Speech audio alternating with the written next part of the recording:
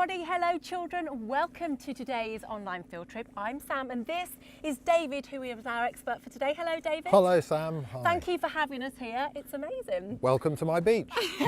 Now we're actually on the island of Anglesey, and Anglesey is an island just off the northwest coast of Wales. And the fact that we're on an island is very important indeed, because even though you can't see it at the moment, we're absolutely surrounded by the substance we've come here to learn all about today. Sprinkly salt. Give us a wave and a cheer in your classrooms, children, if you're looking forward to learning all about salt today.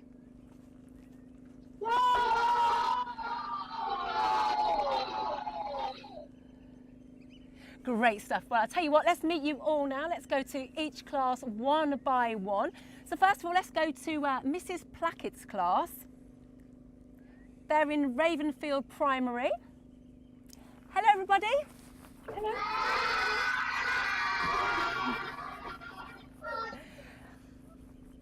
Great to have you with us. Let's go over to Collerton St Mary now. They're by the coast in Devon. And we've got Mr. Bagnall's class taking part today. Let's go to Plymouth now, where we've got Marine Academy taking part. Hello, Miss Brunning's class.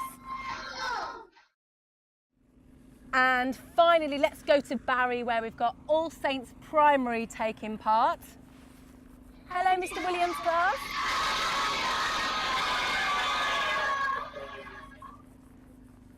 Great stuff. So David, have we got any Welsh? Can we say hello to the class in Barry in Welsh? So we'll say Pnawn da, which means good afternoon in Welsh. So it's good to have a Welsh school with us today. Pnawn da, All Saints Primary. So first of all, David, before we start learning all about salt today, whereabouts are we? Because this is amazing. We're in Wales. We're in an island off the coast of Wales called Anglesey. And we're on the Menai Strait, which is a narrow length of water between us and the mountains. Now the water here is very clean, isn't it? It's extra clean because it's come on the Gulf Stream, and we know it's clean because we used to breed baby seahorses in a sea zoo down the road. Wow, and I understand they're very picky, aren't they? Yeah, Mummy and Daddy seahorses insist on the absolute best, cleanest seawater, so we couldn't be anywhere better. Wow, so clean seawater is important for seahorses. It's very important as well for making salts, which you do just over there, don't you? We do indeed. We make sea salt up there, and what we do is we take this really clean seawater, we take a jug of this clean seawater, and that's a liquid, and we turn it by magic into a solid, wow, into sprinkly salt. Wow. And it is an exciting process to go from liquid to solid. And we're going to be learning all about this process, aren't we, David? We are. What else are we going to be learning today? We're going to be learning about evaporation and the magical process, the science behind it, which is really interesting. We're also going to learn what salt is, we're going to learn why we eat it, and we're going to learn why we shouldn't eat too much of it. We're going to be learning so much about salt today then. So first of all, this might come across as a bit of a silly question, but what is salt, David? Salt is a mineral, and that means it's made of sodium and chlorine and forms this mineral. And do we eat any other minerals at all? Yes, we eat zinc, calcium, all those sorts of things are minerals. And does all the salt come from the sea? Most salt comes from the sea, this is sea salt, but it also comes from under the ground from rocks. But even that salt was sea salt a very long millions of years ago. Wow, and so how do we get the salt from the sea? Okay, first of all, we have to have salt in the seawater. So we use a little gadget called a refractometer to go down to the sea, and we measure the amount of salt in the seawater. So it will be 3% or more salt, and that means that it's fine to pump into our special new building, which is 50 metres away. And then you get the salt out of the water by a process, it's evaporation, isn't it? It is. And in the tropics it's done with the sun, but in our special salt crystal room we use a tiny amount of heat to make the things happen. Fantastic. We're going to be taking a look at that magical crystal room very, very shortly. We're also going to be learning a lot more about evaporation and of course salt throughout this online field trip. But before we learn any more, I know that many of you have been preparing for today by using all the resources that we do have on our website. And I'd like to know what you know already before David tells us any more of his expert knowledge. So let's go over to Ravensfield Primary. And if someone could come up and just tell me what you already know about salt, that would be fantastic. There are 3 places in Britain today that still make salt. They are Essex, Anglesey and Cornwall. Wow, so let me just check with David. So David, are there 3 places in Britain that make salt? So we've got Anglesey, Essex and Cornwall, is that correct? Those are the 3 main places, and you'll see they're all by the sea. They've all got good seawater, and they're our main salt producing areas. Great stuff, really great learning. Let's go over to Collerton St Mary now.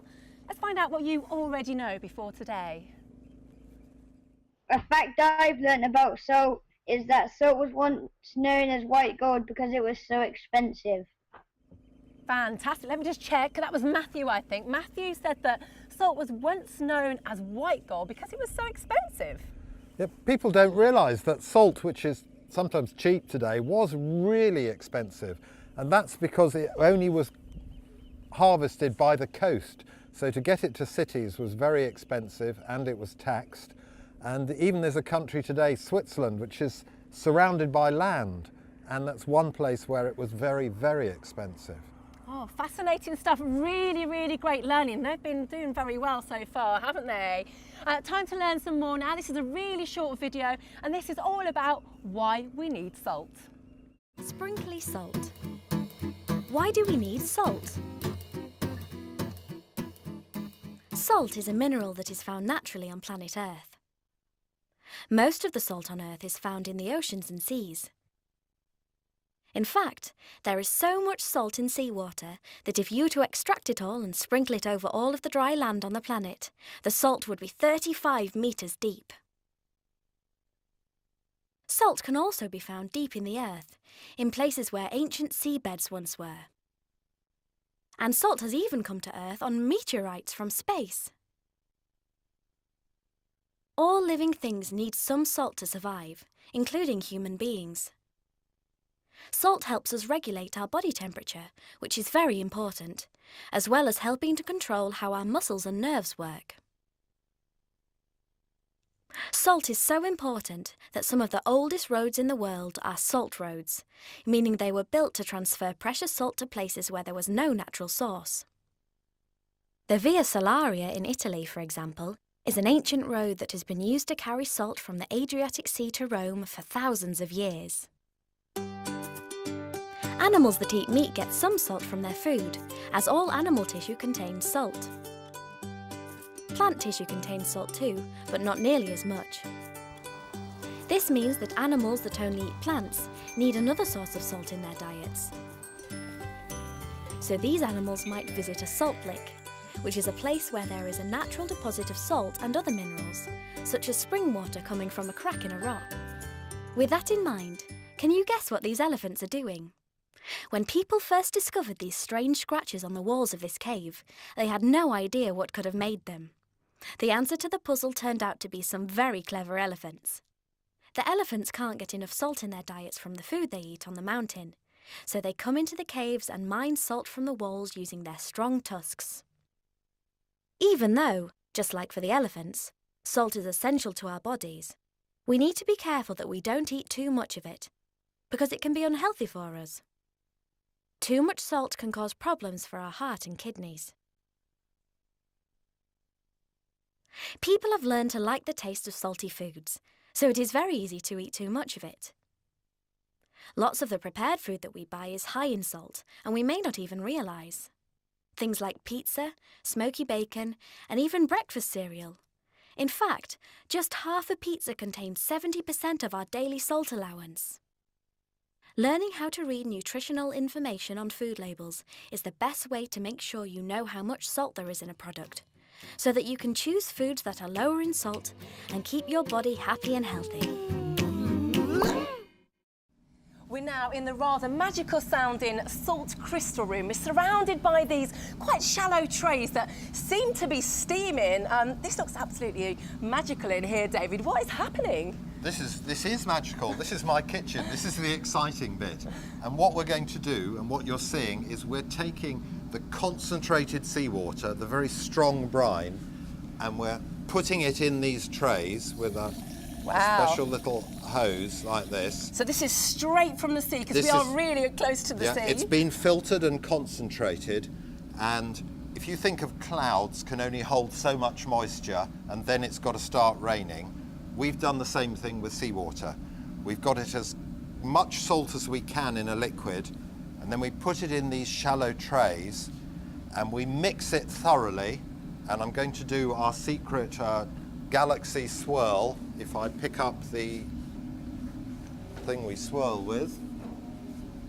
So what's the secret Galaxy swirl then, David? Well, we want to make sure that this brine is really well mixed. So there's a shape we follow around like this. So what would happen if you just mixed it round and round in a circle, like you would say if you were making a big soup or something, just in a pot? Well, for us, you might get the salt forming at the edges, but not all over. So when we've done it, and it takes 3 months to learn how to make salt, so we've got it all mixed up, and then we're going to jump forward to the next one. It's going to stay really quiet, really shallow, with a little bit of heat, and then after 1 day, it looks like this. Wow. Now, come and see this. I can feel the heat coming from this heater here. So a secret swirl, some heat, and then this is what we have. And this is what it looks like after a day. And if I just put the salt has changed from being in a liquid to being a solid. Wow. And you can see that that is a flaky crystal. And we hope you'll have done some experiments that might show this, but that can come later. Wow, so I can see there's little flakes of salt on the top, but once they get heavy, do they sink to the bottom? Yep, there's something called surface tension. They get bigger and then they sink. And it doesn't look like there's very much here. But if I now harvest some, and we put this special food implement in, and you can see in that 1 day, there's the magical result. It looks like snowflakes, doesn't it? It does. You can see it sparkling. Wow. You can see the water coming off. Let me just grab that one. Looks huge. Oh, look at that. And will they stay like this, David, or will they just they're very, very fragile. We'll now grade them to the size that whatever customer wants. So some customers want a powder, some want sprinkly flakes, some want fine salt. But this is the first stage, is that all the salt looks like this. And we'll take this and we'll put it in a tray over here. So really it just takes a day from seawater to this? Yeah. And do you fill the whole tray up? Yes, we'll fill a succession of white trays until this is empty. And we'll just go on doing this gently. It's very fragile, but... God, it really is magical, isn't it? And I still get a kick out of doing this. And this is chemistry, this is science, this is food. This is something that is done with care and passion. There's 23 people whose jobs all focus around doing this. Wow. So is that salt that you've just dug out of here, is that ready, or is there another process? No. We will then take that and we'll rinse it and grade it to get the right sized flakes, the right taste, because as well as salt, there's other minerals, there's chalk, zinc, magnesium, calcium, things we need for bones and teeth and hair and to be healthy. There's that in there as well. And we want to get the right balance at the next stage. And then, of course, we've got to dry it, because you don't put wet salt on your food, you put dry salt. So we've got to put it in an oven, a very low temperature oven, and then it will go off to be packed and go to whoever the final customer is. Great stuff. Really is a magical process. Thank you so much, David. Let's take a look at the process in finer detail now in this short video. Salt from sea to cellar. Sprinkly salt. Salt from sea to cellar.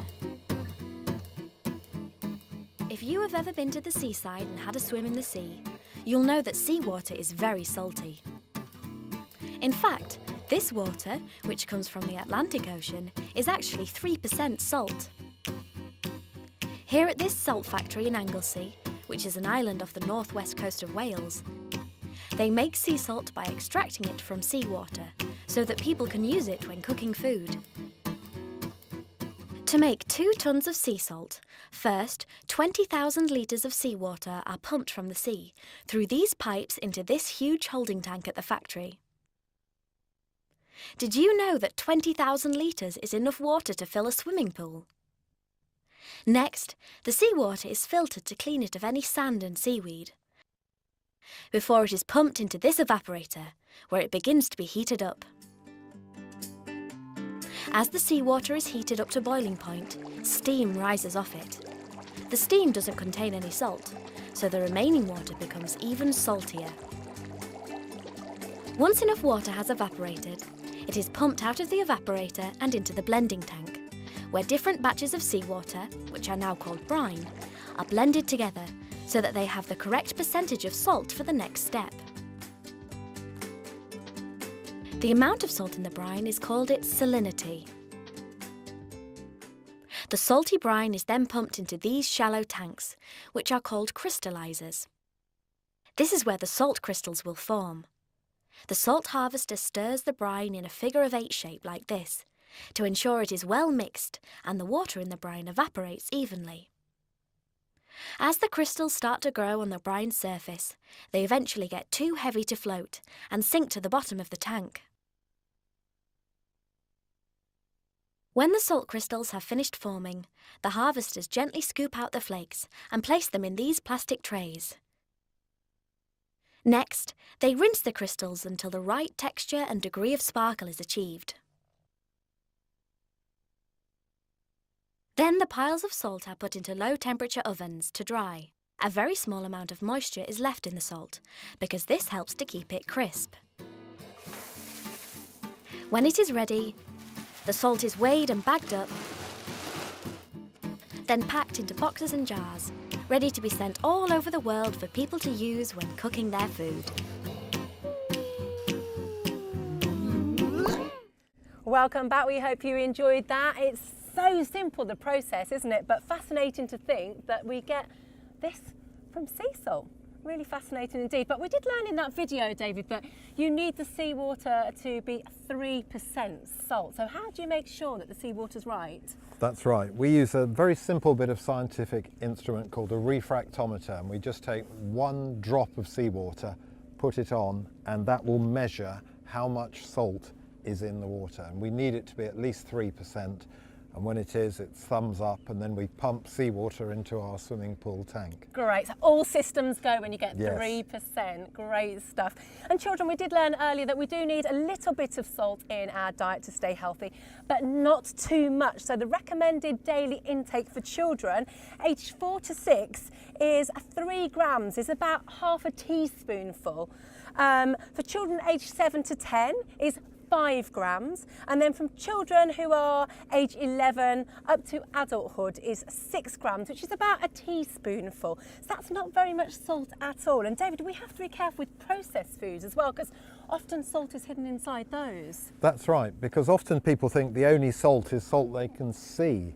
What they don't realise is that 3/4 of the salt we eat is actually already gone into the food. So if you talked about cornflakes, a bowl of 30 grams of cornflakes has had nearly 1/4 grams of salt in it. Wow. So that's one obvious thing. Another is cheese, which is good for you, but it's got 1/2 gram of salt in 30-gram portion. So there is some in there. Okay. And then lastly, your bread or toast, that has 1/2 gram of salt in a couple of pieces of bread. So you have to remember that you're eating salt anyway in those ordinary foods. Yep, and baked beans as well. I mean, many of our children will have this maybe for breakfast or lunch or even dinner. 1.3 grams of salt in that. That's about half a tin there. So you have to be very, very careful and take all this into consideration when eating everyday food, don't you? Yeah.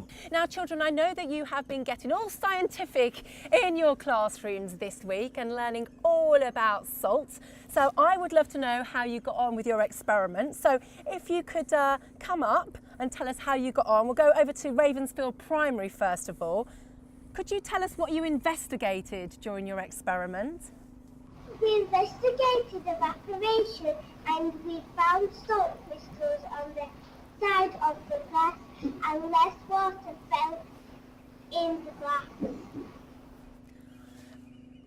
Great stuff. So they've been testing evaporation. So they got a salt on the side of the glass and then the water was sort of left at the bottom. Right.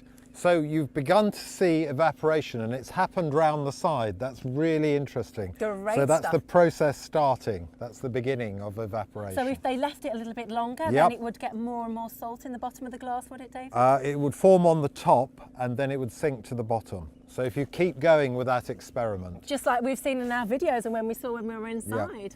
Fantastic stuff. Really great work, Ravensfield. Let's go over to Colleton St Mary's now. How did Mr Bagnall's class get on with their experiment? We've been investigating the amount of salt in our foods. We looked at the information given on packets and tins on various foods at home and recorded the amount of salt we found in them. I was surprised to find out that there was salt in natural yoghurt.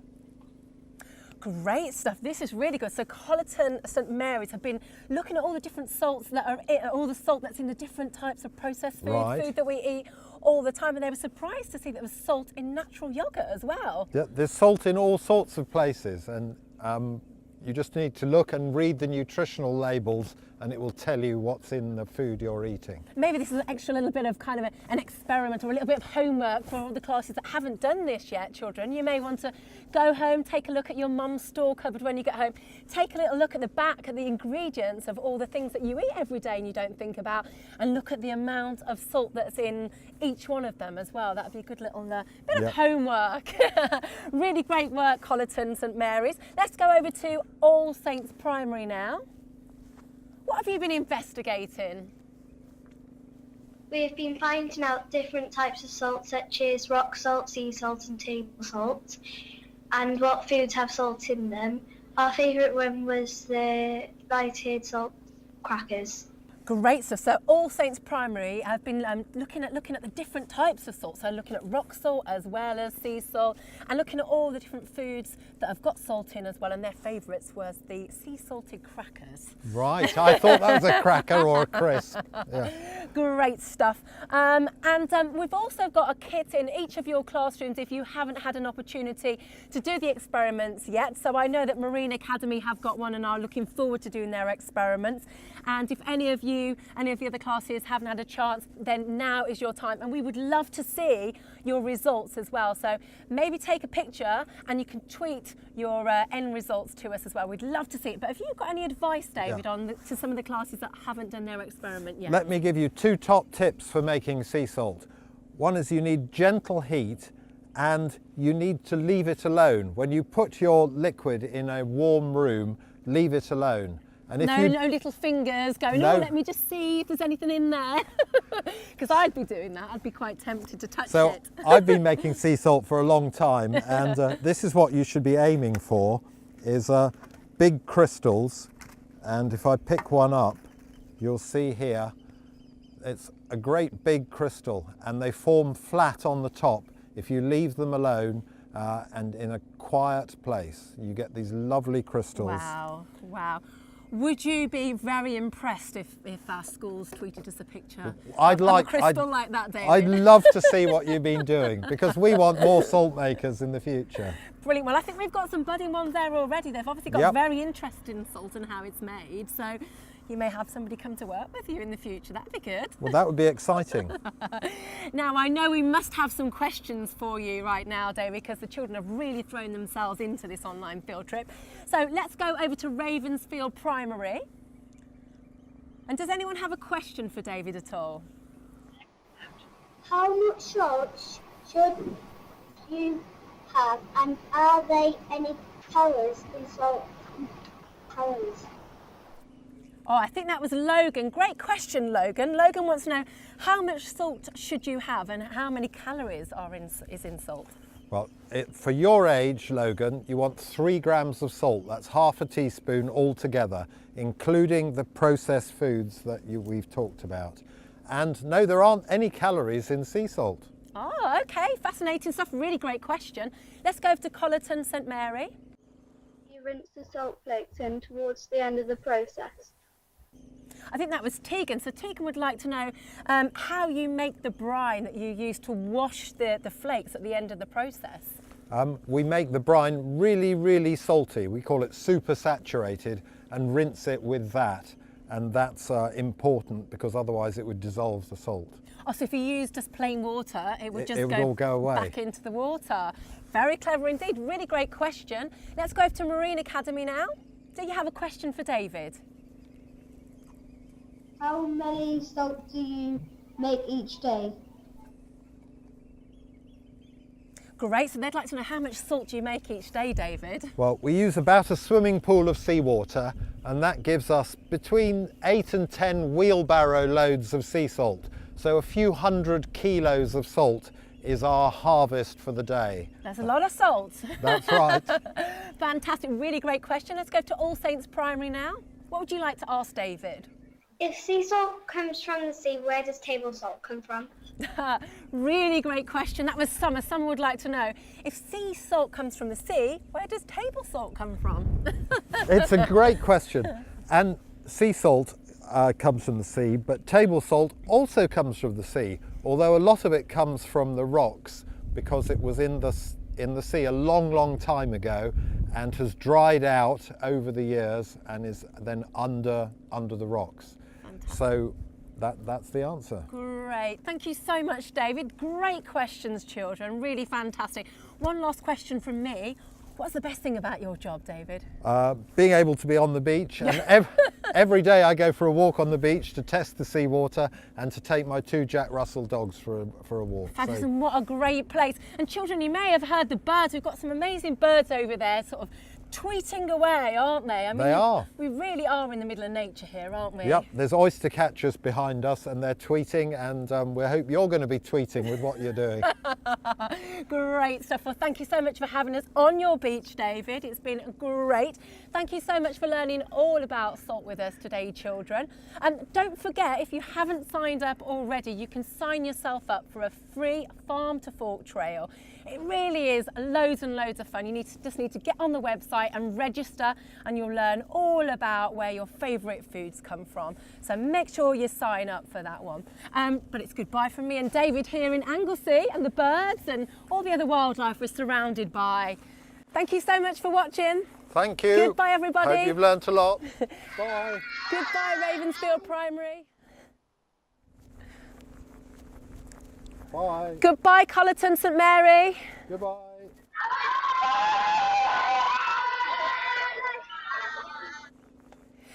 Goodbye, Marine Academy. Goodbye, Plymouth.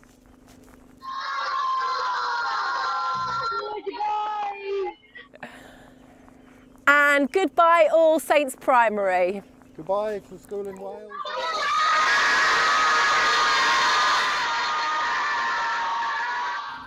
It's been great to have you all with us today. Don't forget to join us for our next online field trip, which will be taking place on the 25th of February, where we're going to be learning all about sugar.